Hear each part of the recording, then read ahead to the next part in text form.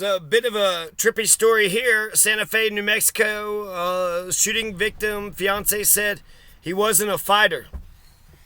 So you're going to see this guy and another guy get into a fist fight. This is Christopher Vigil. And he's going to get shot and killed. So there's two guys in a fist fight. He was one of them. And the other guy's going to plead self-defense. And the news update recently was that the guy who killed this guy, Karl Rougemont, has been released on house arrest. He's going to be released to his parents as soon as they get the guns out of the house. So R.I.P. Christopher Vigil. Now let's see. The Santa Fe man accused of shooting and killing a fellow city employee. So these two guys are city employees of Santa Fe. Was released on house arrest. They say Karl Rougemont was arguing with Christopher Vigil on St. Michael's and Cerrillos on March 7th. It's about a month and a week or two ago. On March 3rd, 2022, the defendant brought a gun to a fist fight, said the prosecuting attorney during Karl Rougemont's detention hearing on Tuesday. What started out as a fist fight ended in Christopher Vigil's death. The autopsy showed the manner of death was 5 gunshot wounds to the abdomen, said Alan Benitez, the New Mexico State Police case agent assigned to the homicide. One of Vigil's co-workers with the city of Santa Fe, Vigil worked as a meter reader, Rougemont in collections for the utility department.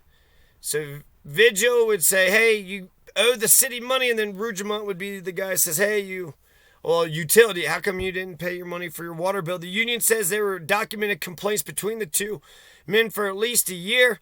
I don't even know why they're encountering each other. One's in collections for the water, department. The other one's a meter reader. So, what do they call that? A maid? I guess meter reader's fine.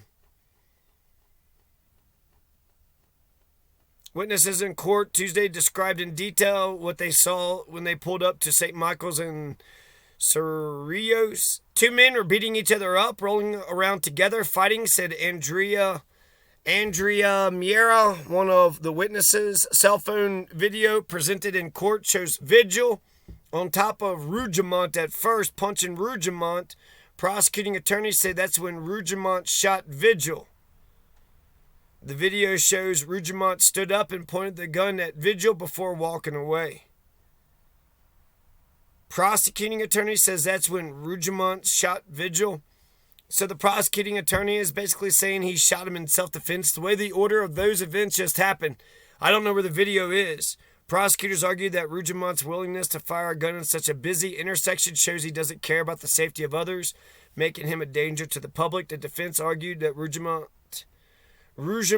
shot Vigil in self-defense. There's absolutely no suggestion that he had any advantage in this fight at all, said Rougemont's defense attorney. Ultimately, the judge decided to put Rougemont on house arrest, saying that he's not a threat to the community. Rougemont was released to his parents, and he's going to stay in their home once all their guns have been removed. So here's Karl Rougemont. So just by these two pictures, it does seem like he seems smaller. He seems like he weighs less, is shorter. But, that doesn't, it's not about the size of the dog, right? It's about the size of the fight in the dog. But it kind of matters. The size of the dog matters too.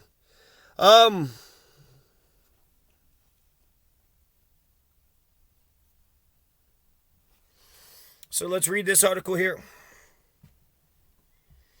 Nicole Fairchild, Christopher Vigil. She was his fiance, longtime partner. So that sucks. R.I.P. Christopher Vigil. No matter what, even if it was self-defense, it's sad that he got shot and killed. So they find it hard to believe that Christopher Vigil could have been the aggressor in the altercation that led to his death on Monday morning. They said that there's tension between the two people. The co-workers have been building for months. How come nobody intervened? That could be like a lawsuit there. You knew that there was beef between these two guys. How are they even able to, walk around each other, be around each other. I've never seen him fight in his whole life since he's been born. Vigil's father, George Vigil, said Thursday, even when he was here at the house growing up, he never fought with anybody. So that's interesting. The guy seems like he could be an annoying asshole, right? Karl Rougemont seems like he could really be an annoying prick. But I don't know. Humans, sometimes something dumb could just really tick a person off too. Even when he was here at the house growing up, he never fought with anybody. He wasn't a fighter, said Nicole Fairchild, Christopher Vigil's fiancée. I've seen him get into disagreements, yes, but never anything physical. Never. I think he had a lot of anger built up, but he never would tell me about it because he didn't want me to worry. Karl Rougemont, a collection specialist in the city's utility billing division, faces an open count of murder and Vigil's death, the first homicide of Santa Fe this year. Police classified the conflict between the two men, which erupted during rush hour near the intersection of St. Michael's Drive and Cerrillos Road, as road rage. Both men had stopped their vehicles. According to the police, investigators obtained a bystander's cell phone video that shows the altercation between Vigil, 40, when he pulled Rougemont, 31, out of his vehicle and began punching him, according to an affidavit for a search warrant. So I wonder what he cut him off or something. At one point, Vigil was on top of Rougemont, striking him with his fist. The arrest warrant affidavit says Rougemont drew a firearm from concealment and fired approximately 5 times. Vigil was shot at least once, and Rougemont was able to get up and walk backwards to his vehicle. Vigil's death has stunned and perplexed his family, who remember a man who is anything but violent. He didn't carry a weapon. He wasn't the type to go fist fighting, even when he was a kid.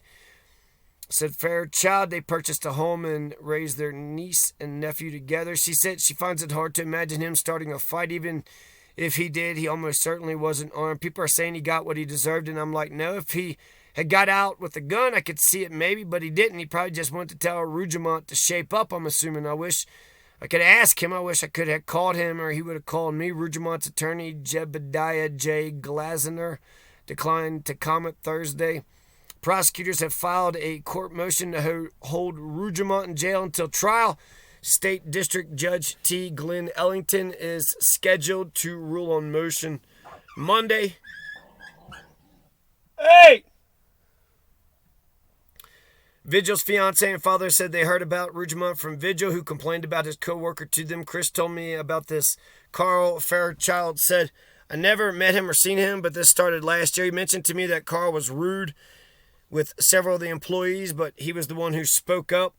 Fairchild said she believes some of the tension developed during the pandemic because the city had fewer meter readers than normal and shut-off notices had been halted, altering the workflow. Vigil told his fiancée he suggested Rougemont pitch in reading meters, but Karl threw a fit, said he wasn't going to do it. She said Vigil told her Rougemont also tried to cut the time card line where city employees must sign it and using their thumbprint. Chris told him to get to the back of the line. It was just little things like that. Fairchild said he probably just didn't like the fact that Chris would tell him no. I'm shocked it led to this because they only saw each other in the morning and after work. Vigil had also mentioned his conflict with Rougemont to his father. He said he was having trouble with a guy, but I didn't know who he was. George Vigil said, I told him, you be careful, don't go losing your temper. Former union president Gilbert Baca told KRQE TV there were documented complaints regarding the animosity between the two, and said he had counseled Vigil to ask for a transfer to another department, but city manager John Blair said Thursday there were no reports in either man's personnel file regarding the other, and to his knowledge no written reports of tension anywhere else either. We believe any suggestion from anyone of any motive of what contributed to the incident is at best irresponsible and at worst reckless and dangerous.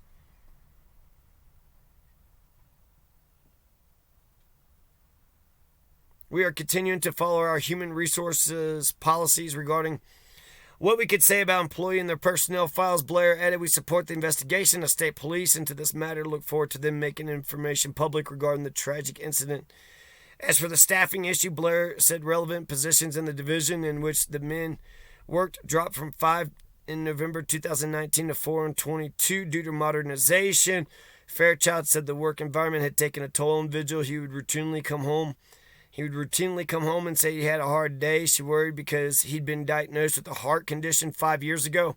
He was supposed to avoid stress. I'd tell him to stay home and rest, but he was worried because he didn't want to have issues with his supervisor. Many people in the department were looking for other jobs, but Vigil was only 4 years from retirement. He started working as a janitor for the estate shortly after graduating from high school in 2000, had been with the city since 2005 and wanted to stick it out. It's a good article by Phaedra Haywood at SantaFeNewMexican.com. Santa Fe, New Mexican. So, yeah, man. Oof. Tough stuff. R.I.P. to Christopher Vigil. He does look a little bit bigger. He's taller and, more heavy set. Probably people wouldn't pick on him or say nothing. This Karl Rougemont is probably being a, fucking twat, and then he did say something, and then he's probably like, oh no, I'm nervous, and then they're just going back and forth and shit like, what are you gonna do? What are you gonna do? You ain't gonna do nothing. Then maybe dude had gun on him too, just spoil him for a fight. I don't know. But he's out on house arrest, so